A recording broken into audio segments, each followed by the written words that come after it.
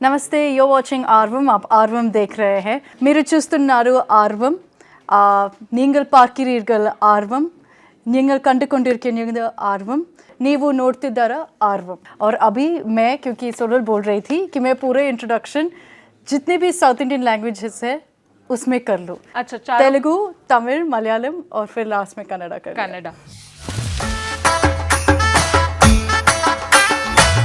अक्षता सिर्फ 4-6 भाषाएं जानती ही नहीं है बल्कि वहाँ के कल्चर के बारे में भी अक्षता का बहुत अच्छा नॉलेज है और ये पिछले 10-12 एपिसोड्स देखकर आपको पता चल ही गया होगा। और क्योंकि फेस्टिवल का सीज़न है, लास्ट टाइम आपने नवरात्र के बारे में, वहाँ बटुकम्मा सेलिब्रेशन के बारे में मुझे दिखाया भी, बताया भी, तो मैं चाहती हूँ आज भी हम शुरुआत फेस्टिवल से ही करें। जब तक ये एपिसोड पब्लिश होगा तब तक तो दशहरा मन चुका होगा और लोग दिवाली की तैयारियों में लग चुके होंगे, लेकिन मेरे मन में हमेशा से सवाल था कि मैसूर का दशहरा इतना फेमस क्यों है। आपने पिक्चर्स देख लिया? पिक्चर्स देख लिया। और आपको क्या लगा कि मतलब मैसूर दसरा के जब हम बात करते हैं तो आपको जितने भी पिक्चर्स आपने देख लिया कि क्या actually what was standing out for you, क्या यूनिक लगा आपको? बहुत ग्रैंड, भीड़ बहुत थी और जिस तरह से पूरा शहर डेकोरेटेड था, लाइट से, कलर्स से डेकोरेटेड, क्या हमारे यहाँ तो हिंदी में हौदा कहते हैं, हाथी के ऊपर जो बैठे अच्छा हौदा, हाँ, तो वो सुंदर सुंदर डेकोरेटेड हाथी और उसके ऊपर रखे हुए हौदे तो दिखे। अगर आप देखोगे मैसूर जो मतलब मैसूरू है, अभी मैसूर पुराना नाम था, जैसे बैंगलोर बेंगलुरु बन गया वैसे मैसूर मैसूरू बन गया। तो उनका जो दसरा सेलिब्रेशन 10 दिन का बहुत बड़ा है, नाडा हब्बा बोलते हैं, जिसका मतलब है स्टेट फेस्टिवल। तो उस समय जो लास्ट दिन था, जो 10th डे है, उस समय जो सबसे बड़ा सेलिब्रेशन है वो जंबू सवारी बोलते हैं। वो है जो आप बोल रहे थे कि हाथी सब जाकर एक आइडल है चामुंडेश्वरी की, जो एक हाथी के ऊपर इस समय इस बार 57 ईयर ओल्ड अभिमन्यु पे था और ये 200 किलो का एक हावड़ा था जिसके ऊपर गॉडेस चामुंडेश्वरी को लेकर जाते हैं। तो ये जंबू सवारी देखने सबसे बड़ा हाईलाइट है। और इस बार मतलब मैं देख रही थी कि कितना भीड़ था, जैसे आप बता रहे थे कि सब जगह, थोड़ा सा भी जगह नहीं मिलेगा, सब जगह लोगों मतलब एवरीवन स्टैंडिंग, और स्टैंड्स है पैलेस के पास, वहाँ पे भी पूरे लोग हैं।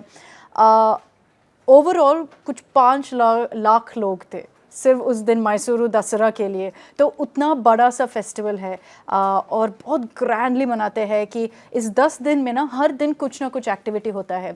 जो लास्ट डे था, जो जंबू सवारी के दिन है, वो पहले शुरू होता है आई थिंक 2 बजे, वैसे जब जो भी मुख्यमंत्री है अभी बसवराज बोम्मई है एक पूजा करते हैं और उस पूजा के बाद नंदी ध्वजा पे, मतलब नंदी के फ्लैग है मैसूर पैलेस में, उस पैलेस में पहले एक पूजा करते हैं, फिर शुरू हो जाता है। जो गॉडेस चामुंडेश्वरी है वो बोलते हैं कि ये जो गॉडेस है ना वो मैसूरू की गॉडेस है, तो इसलिए सब इतना ज़्यादा वर्शिप करते हैं और बहुत स्पेशल मानते हैं। और ये एक्चुअली ट्रेडिशनल हिंदू फेस्टिवल है, बट इतना ज़्यादा कल्चरली ट्रेडिशनली इम्पोर्टेंट हो गया कि जितने भी रिलीजन्स हैं मैसूर में सब आते हैं इस सेलिब्रेशन के लिए, क्योंकि इतना रिच है, इतना कलरफुल है। और मैसूर पैलेस इतना ब्यूटीफुल लगता है क्योंकि पूरा लाइट सब डाल दिया वहाँ पे। तो ऐसे ही करते हैं, एक पूजा करते हैं, फिर बनी पेड़ है, आपको पता है बनी मंटप एक ग्राउंड है मैसूर में जहाँ एक बनी पेड़ है, बनी क्या होगा हिंदी में मेरे को पता नहीं,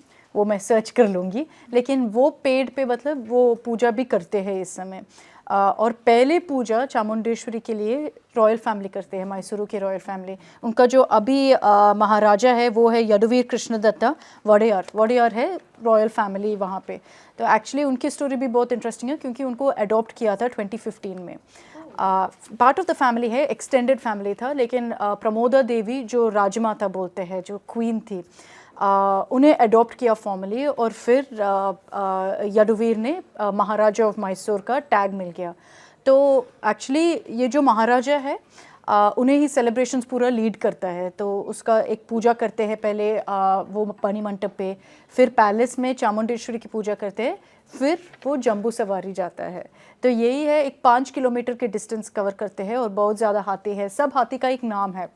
जैसे अभिमन्यु मैंने बोल दिया आपको, जो अभी मेन हाथी है जिसपे वो 200 किलो चामुंडेश्वरी की हावड़ा और आइडल डालते हैं। नहीं तो जो मतलब उनके पास में है 2 हाथी हो गए, जो 2 फीमेल एलिफेंट्स है। फिर अर्जुना है, अर्जुना सीनियर मोस्ट एलिफेंट है ग्रुप में, जो 2-3 साल पहले हावड़ा अर्जुना पे था, अभी पास ऑन किया है अभिमन्यु को। तो बहुत ज़्यादा इंटरेस्ट है इस फेस्टिविटीज़ में, इतना ज़्यादा कि हाथी के नाम सब कुछ सबको पता होगा, वैसा है मैसूरू में। तो लोकली बहुत बहुत सेलिब्रेट करते हैं वहाँ पे। जब मैं फोटोज देख रही थी तो राजा जिस तरह ड्रेसअप थे, तो जो हाँ। हमारे इमेजिनेशन में जैसे राजा होते हैं ना, बिल्कुल वैसा ही कुछ मुझे फोटोज देख के लगा कि ये है जो हमको कहानियों में बताया जाता है ना, राजा कैसे होते हैं। तो वो देखने के लिए आप भी, और वो फेसबुक पे भी है। इंटरेस्टिंग बात ये है, मैंने फेसबुक पे ये सारी वो स्टडीइंग इन द यूएसए वैसा था, और फिर वापस आ गया जब ये सब हो रहा था कि कौन होगा नेक्स्ट सक्सेसर। तो उनसे बात किया, उनके बर्थ पेरेंट्स से बात किया, क्योंकि डिस्टेंट रिलेटिव्स थे।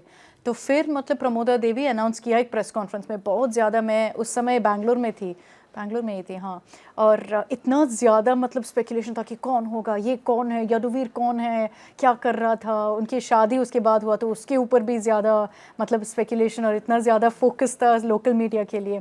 तो एक बहुत बड़ा मतलब स्पेक्टिकल है, और लोगों के लिए ऑब्वियसली वो क्यूरियोसिटी है ना। जैसे हमको ब्रिटिश रॉयल फैमिली देखकर बोलते हैं कि अरे उनका लाइफ देखो, बकिंगम पैलेस देखो, वैसे ही मैसूर पैलेस भी देखते हैं और बोलते हैं कि इतना मतलब खूबसूरत सा जगह है, और इतना प्रॉपर्टी है जो महाराजा ऑफ मैसूर के पास है। वैसे तो मतलब हम डेमोक्रेसी है, यस, प्रिंसली स्टेट तो नहीं है, लेकिन अभी भी प्रॉपर्टीज़ है जो महाराजा के पास है मैसूर में। और ऐसे पूजा वगैरह, जैसे गॉडेस चामुंडेश्वरी, जो चामुंडी हिल में एक मंदिर है, वहाँ पे रखते हैं एक्चुअली ये आइडल को। सिर्फ दसरा के टाइम पे यहाँ पे जहाँ पैलेस है उस समय वहाँ यहाँ लेकर आते हैं। एक्चुअली अगर आप देखोगे ना, ये मैसूरू दशहरा जो नाड़ा हब्बा मैं बोल रही थी, वो एक्चुअली 1600s में शुरू हुआ। और उस समय के जो किंग थे राजा वोडिया द फर्स्ट, उसने शुरू किया कि ऐसे धूमधाम से मनाएंगे दशहरा।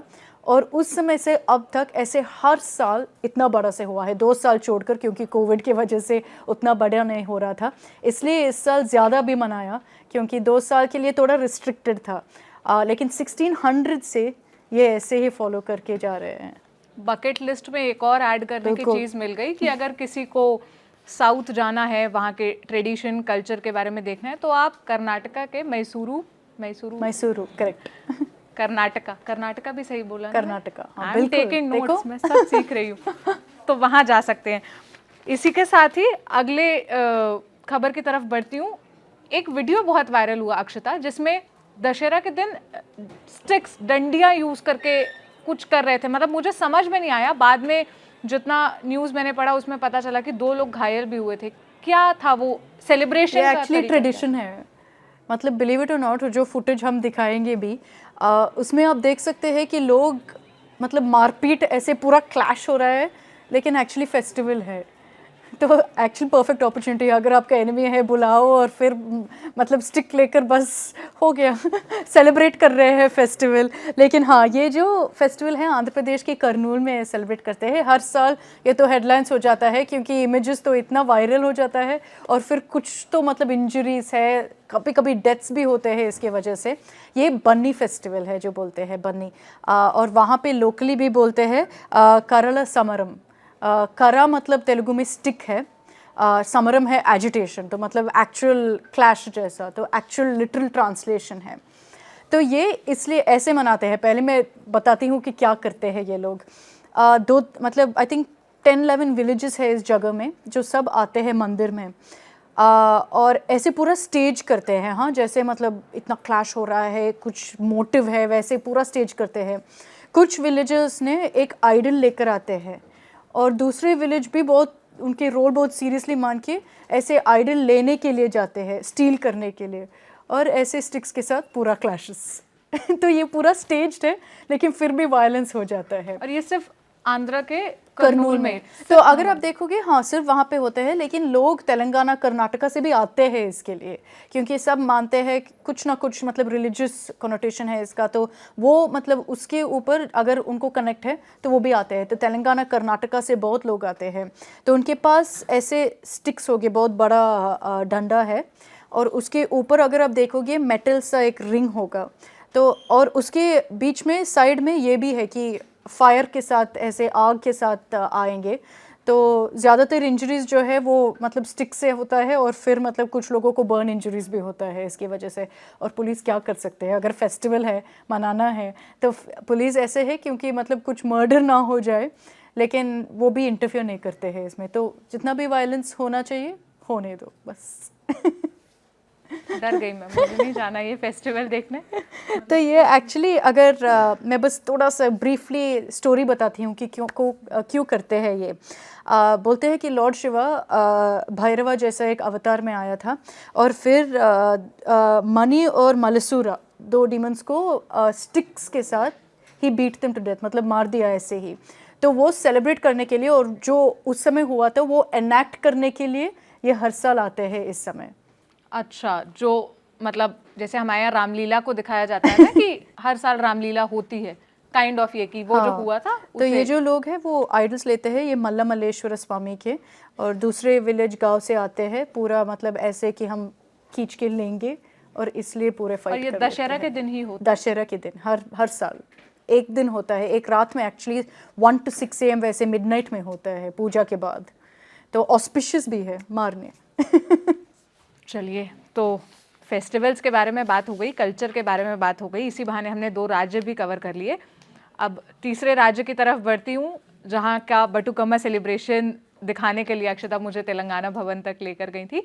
तेलंगाना से इस बार एक और वीडियो आया, और नॉर्थ में तो खूब शेयर किया गया, मतलब वो लिख कर कि पहले चिकन खाएं या पहले शराब पिए, आप ही बता दीजिए नेताजी। मतलब उनको क्रिटिसाइज करते हुए, तंज करते हुए लोगों ने लिखा। क्यों टीआरएस ने वो बांटा, और क्या बैकग्राउंड स्टोरी है इसके पीछे की? ये जो मतलब जो वीडियो वायरल हो रहा है, ये एक टीआरएस, अभी तो पता नहीं टीआरएस बोलना है कि बीआरएस बोलना है, क्योंकि तेलंगाना राष्ट्रीय समिति अभी ऑफिशियली भारत राष्ट्र समिति हुआ है, क्योंकि केसीआर बोल दिया कि मतलब तेलंगाना के पार्टी नहीं है, अभी पूरा नेशनल प्लान है उनका, तो इसलिए टीआरएस से बीआरएस हो गया। तो ये जो नेता है, मेरे को पता नहीं कि टीआरएस है या बीआरएस, लेकिन जो भी है केसीआर के पार्टी से ही है, राजनला श्रीहरि। तो इन्हें ना वारंगल में एक डिस्ट्रिक्ट में अगर आप देखोगे कि मतलब अल्कोहल के बोतल दे रहे हैं, और उसके साथ एक चिकन, मतलब चिकन ऐसा नहीं कि चिकन करी एक डब्बा में दे रहे हैं, ऐसे लाइव चिकन लेकर दे रहे हैं 1 2 3। और इतना क्यों, आपने क्यों देख लिया एक और वीडियो में, जितना भी लोग वेट कर रहे हैं उसके लिए वो भी वायरल हो रहा है। बहुत इतने लोग, ऑब्वियसली ना विलेज में अगर आप जा रहे हो और ऐसे मतलब दे रहे हो हाथ में पब्लिकली, तो सब आएंगे, जितने भी लोग थे आई थिंक वहाँ पे आ गए। तो क्यूज़ भी वायरल हो रहा है कि कितने लोग आ गए इसको लेने के लिए। तो मतलब मेरे को लग रहा है कि ये जैसे कुछ फ्रीबी स्कीम जैसा था, क्योंकि अगर आप देखोगे वीडियो में, ये जो टीआरएस या बीआरएस लीडर जो है वहाँ पे खड़े हैं, और उनके पीछे 2 बड़ा कटआउट्स है केसीआर के, तो उसके आगे ऐसे खड़े होकर पूरा दे रहे हैं। 200 बोतल और 200 चिकन्स दे दिया। वैसे तुम भी हमारे ही जैसे निकले, मतलब हमें लोग तो लगता था कि यहीं पर ही ये सब कल्चर है कि वोट बैंक के लिए। अरे और बिल्कुल नहीं, फ्रीबी पॉलिटिक्स तो मतलब मेरे को लगता है कि साउथ से ही शुरू हुआ वैसे है, क्योंकि मतलब अगर आप देखोगे तमिलनाडु से एक्चुअली शुरू हुआ फ्रीबी पॉलिटिक्स, और तेलंगाना में, आंध्रा में, कर्नाटका में, केरला में बहुत बहुत पॉपुलर है। ये भी फ्रीबी ही था, मतलब सेलिब्रेट कर रहे थे, क्योंकि उसी दिन के चंद्रशेखर राव ने एक बहुत बड़ा इवेंट रखा था, ये शायद संडे था, तो उस समय एक बहुत बड़ा इवेंट रखा था जिसमें टीआरएस को बीआरएस बना दिया, और वहाँ पे और जितने भी लोकल पार्टी लीडर्स थे सब आए थे, ये सब हुआ था। तो उसी समय ये ऐसे डिस्ट्रीब्यूशन स्कीम किया था। सो ऑब्वियसली सब तो कनेक्ट ही करेंगे कि एक फ्रीबी या सेलिब्रेशन के जैसे जेस्चर था कि आप थोड़ा मतलब पी लो और चिकन करी खा लो। मुझे लगा था कि फ्री राशन देना ज़रूरतमंदों को, या फेस्टिवल्स के टाइम पे साड़ी और बाकी सारी चीज़ें देना, ये वहाँ का कल्चर है, और यहाँ पर अडॉप्ट होके वो, ये हमारा कल्चर नहीं है कि ऐसे ही चिकन दे दो। हाँ, तो ये यहीं ज़्यादा होता था, वहाँ भी देखने मिला। तो पॉलिटिक्स कवर कर लिया हमने सबसे पहले कल्चर भी कवर कर लिया। अब आते हैं सिनेमा की तरफ, और इसी के बहाने मैं 4th स्टेट भी टच कर लूँगी। तो केरला 2 birds 1 stone जैसे सोनल की स्ट्रैटेजी है यहाँ पे।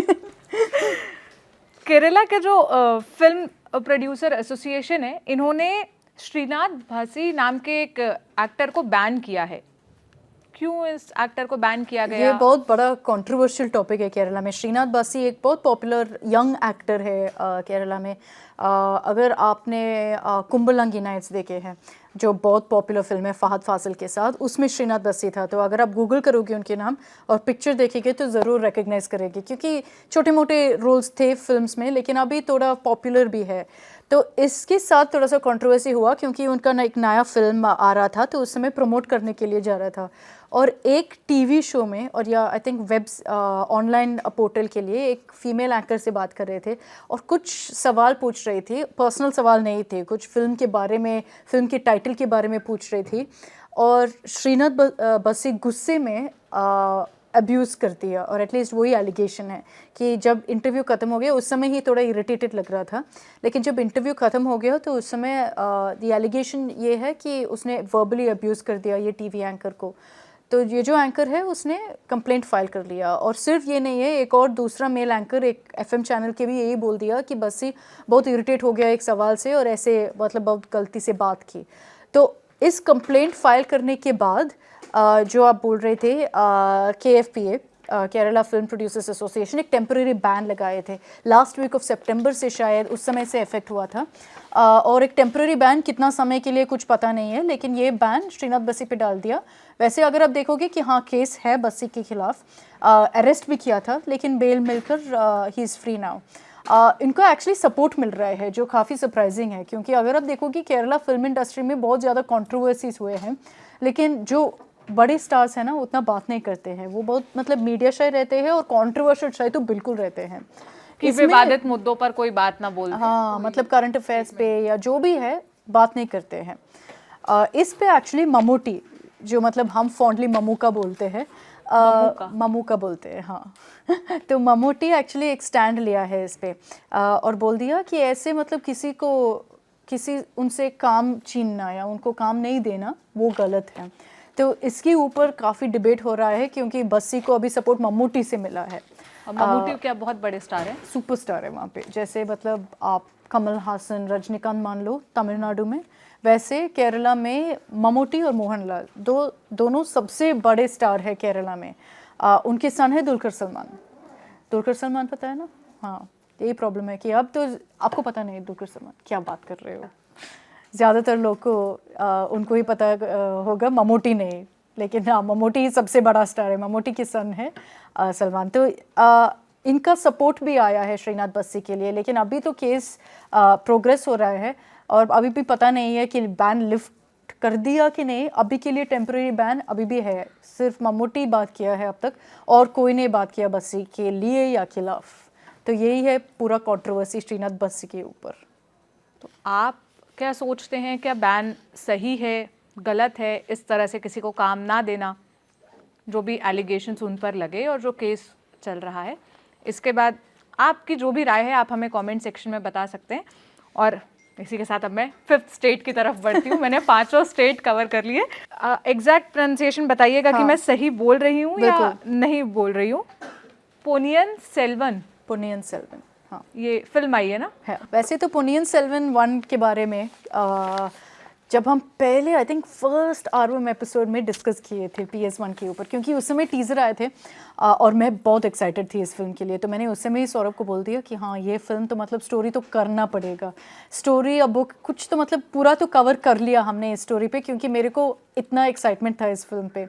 अभी PS1 आए हैं और आपने शायद देख लिया कि रिव्यूज़ बहुत अच्छा है। मैंने देख लिया फिल्म बाय द वे, और बहुत अच्छा लगा मेरे को कि जितने भी फीमेल कैरेक्टर्स हैं ना, ऐश्वर्या राय बच्चन बहुत अच्छा है, सौरभ को बताना चाहिए, नंबर 1 फ़ैन है ऐश्वर्या की। और फिर पता नहीं फर्स्ट एपिसोड में इतना ज़्यादा ऐश्वर्या बोल रहा था सौरभ ने क्योंकि मैंने एक लाइन में बोल दिया कि ऐश्वर्या राय है इस फिल्म में तो फिर ऐश्वर्या राय और त्रिशा बोलकर बहुत पॉपुलर स्टार है कॉलीवुड में, तमिल फिल्म इंडस्ट्री में। इन दोनों में से किसी एक ने आपको शायद ट्विटर पर रिप्लाई भी किया ना? त्रिशा ने किया। त्रिशा ने। हाँ, मैं बहुत खुश थी, लेकिन हाँ जब मैंने बोल दिया कि ये 2 फीमेल कैरेक्टर्स इतने अच्छे थे तो त्रिशा बोल दिया कि थैंक यू। वैसे तो ये बहुत बड़ा मतलब फिल्म था और रिव्यूज़ बहुत अच्छे हैं, लेकिन एक छोटा सा डिबेट भी शुरू हुआ है। देखो ये फिल्म जो है ये चोला के ऊपर है, चोला किंगडम के ऊपर। पोनियन सेल्वन एक्चुअली एक फिक्शनल स्टोरी है वैसे तो, लेकिन उस टाइम में बेस्ड है। तो इसके ऊपर बहुत बड़ा डिबेट शुरू हो गया क्योंकि दो कहाँ? लोग तमिलनाडु में debate? तमिलनाडु में, हाँ, क्योंकि दो लोग, एक कमल हासन था जो फिल्म प्रीमियर देखकर एक कमेंट दिया था। उसके पहले एक फिल्म मेकर है वेट्रीमारन बोलकर, बहुत अच्छे फिल्म्स बनाते हैं। वेट्रीमारन ने पहले बोल दिया कि राजराजा चोरन जो एक बहुत बड़ा one of the biggest Chola Kings थे, वो हिंदू नहीं था। तो इस पे काफ़ी डिबेट हुआ और जब किसी ने कमल हासन से भी ये सवाल पूछा था, कमल बोल दिया कि हाँ, इसमें क्या डिबेट है कि राजराजा चोरन हिंदू नहीं है। क्यों? क्योंकि उस समय हिंदू जैसा कुछ नाम ही नहीं था। तो इसके ऊपर मतलब बहुत ज़्यादा ऐसे वैसे हो रहा था, ट्रोलिंग हो रहा था। कुछ लोग तो कमल को सपोर्ट कर रहा था और उसकी वजह से ट्विटर पे एक हैशटैग भी, शायद आपने देख लिया, ये हैशटैग बोल दिया कि तमिल्स आर नॉट हिंदूज। ऐसे एक हैशटैग भी स्प्रेड हो रहा था। लेकिन क्या है एक्चुअली, कमल हासन ने क्या बोल दिया, टेक्निकली इज़ ट्रू, क्योंकि उस समय चोला टाइम में ये वर्ड हिंदू नहीं था।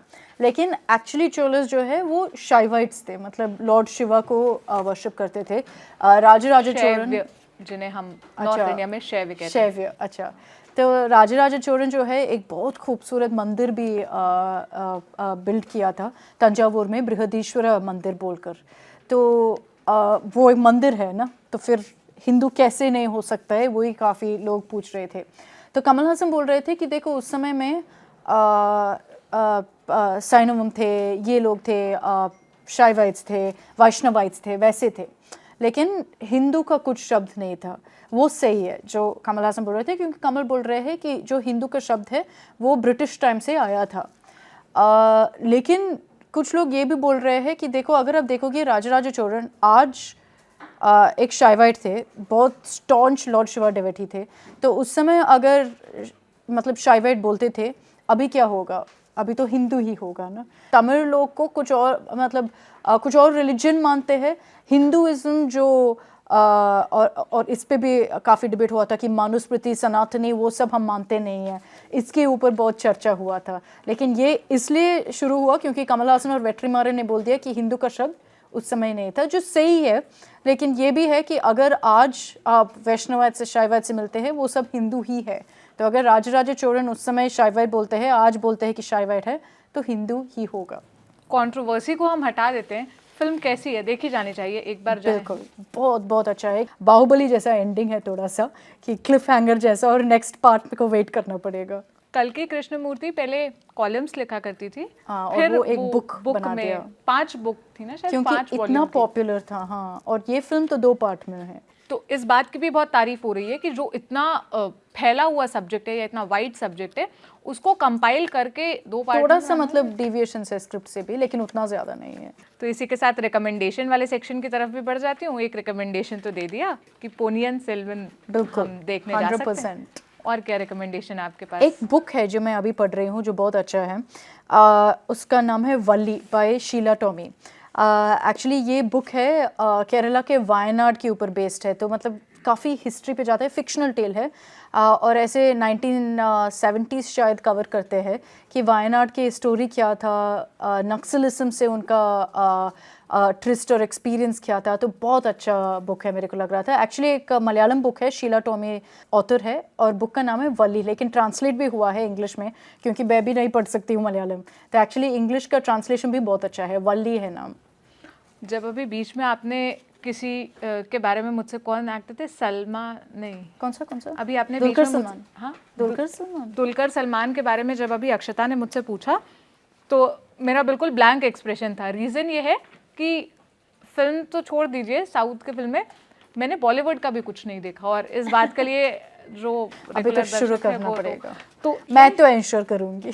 आप ही से ही मोटिवेट होकर आर्वम, जब मैं इस कैमरे के उस तरफ बैठती थी, मतलब आप ही की दर्शक दीर्घा में थी, तब मैंने देखना शुरू किया, मेरा इंटरेस्ट डेवलप हुआ। तो मैं एक फिल्म देखने के लिए थिएटर्स में गई थी, जो अब नेटफ्लिक्स पर आ चुकी है, नचतिरम नगर गिरेदे। ये बहुत ब्यूटीफुल फिल्म है, पारंजीत के। देखने के बाद मैंने इसके बारे में पढ़ा कि डायरेक्टर कौन था, क्योंकि मुझे इतनी पसंद आई।